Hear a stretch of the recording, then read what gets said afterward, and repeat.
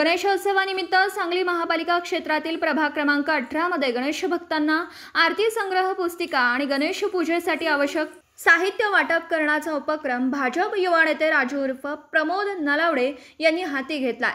या उपक्रमाचा शुभारंभ भाजप प्रदेशाध्यक्ष रवींद्र चव्हाण यांच्या प्रमुख उपस्थितीत करण्यात आला।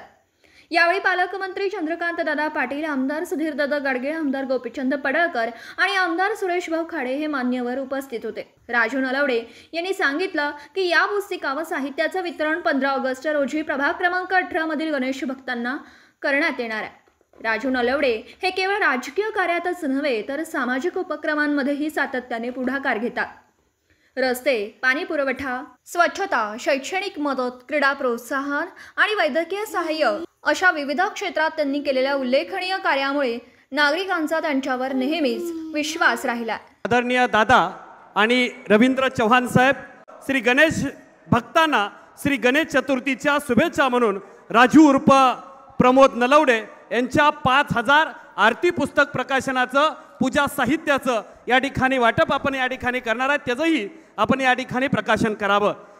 आरतीचं पुस्तक आणि पूजा साहित्याचं या ठिकाणी सन्माननीय सर्व मान्यवर मंडळींच्या उपस्थितीमध्ये